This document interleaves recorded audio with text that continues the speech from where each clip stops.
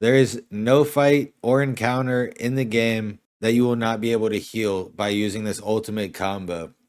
Bus here, back with another banger. This time I wanted to give you guys some improvised insight on how to play Oracle so both you and your team are feeling comfy and cozy. Make sure you stick around to the end to see a few examples in action. Let's get right into it. So as Oracle, you have 2 charges of this, right? 45-second cooldown. And there's three phases that it cycles through. Insight, which reduces the cooldown of your next 3 spellcasts by 7 seconds. And there's a lot of different ways that you can play around with that. And it makes you incredibly strong. You don't need to waste it.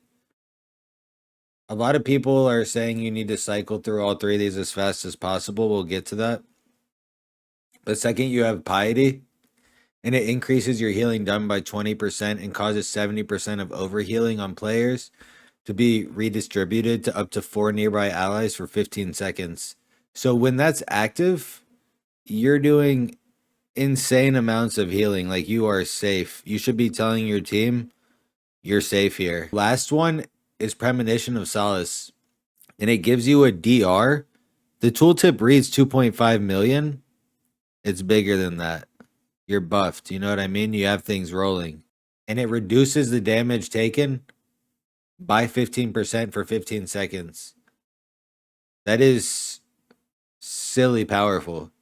Again, like, the school of thought that says you need to cycle through all of that, I don't necessarily subscribe to that. I'm using it when I need to use it, especially as I'm learning, and as you're learning and understanding how to best use your abilities. Be chill with it, understand how to use it, and play around with it. All right, so let's get, now that we have that, all 3 of these happen together, by the way, once you cycle through all 3 of them. So it gets really crazy, right? Because you have the next 3 spellcasts reduced by 7 seconds. You're doing insane healing for 15 seconds, and one person of your choosing is taking 15% less damage and has a giga shield on them. Like, so safe, they don't need to pop a defensive on the most difficult pulls in all of the dungeons, right? So that's how strong you are. Let's see it in action. Let's see it in action. 3 spells CDR. There's a few different ways you can do it. I can go here, I'll pop my VW, my Mind Blast. I'd have my Radiance out, right? Pop it. I can Penance back to back to back. You see that? In between, I can weave a shield and then Penance again and then shield someone else, right? I can go Penance, shield, Penance, shield, Penance, flash heal, instant flash heal. It's going to crit. It's giving you DR. Okay. The next one, we have our healing buff. Let's cycle through it. And we'll fast forward to through the shield CDR, and we'll get to the wombo combo. But the penance shield is very powerful. The penance, silly powerful. Into a shield at the end. A very buff shield. Yes, you're overriding your wheel and woe stacks. But think about the flow of the damage coming in, the damage profile that's incoming, right? That's another very important part. If you're doing back to back to back to back penances, guys, you have a significant amount of time to get through that CDR. It's rolling. Your penance is going on the damage target. It's going on a friendly target. So you can put it on a friendly target, and it's going to also deal damage. Yes, your damage is low as Oracle. All good. Let's get through the shield and DR. The way you activate this is it's by a single target spell. So the best way to do this, especially during action, and it takes a little bit of pre-planning because it's activated by your next single target spell. So if you accidentally flash heal someone, or even if you penance an enemy, it's going to be auto cast on someone else because you have twin sight, and your penance is going to heal, someone in your party by default. So the best way to do it is to activate it and then penance a defensive target, whoever it's going to be. All right. Here we're at Clairvoyance. We have arrived.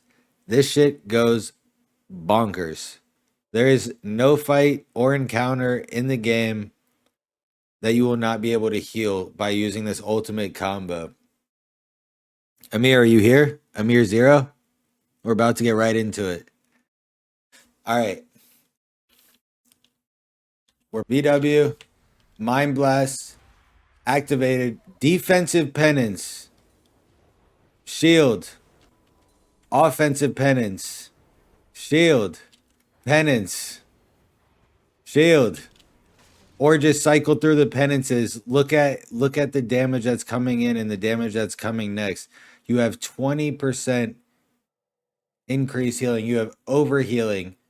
You have shields. You have 15% CDR and a target for free. You have the CDR going for you. You can do whichever spell sequence you want to do. Your team should feel safe. You can tell them, I got this one, partner. This is on me. You guys are all safe. Save your defensives. That's how strong it is. That's the ultimate one that I'm doing. I'm weaving in shields. I'm defensive penancing. I'm making sure my team is safe and cozy.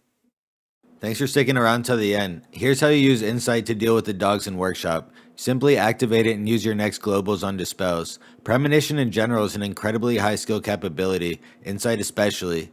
Try and be intentional with how you're using your next abilities. Lastly, I wanted to showcase a clip of back-to-back Penance Burst. It is overkill unless you pace it with incoming damage by rotating Smite, Flash Heal, or simply waiting a second.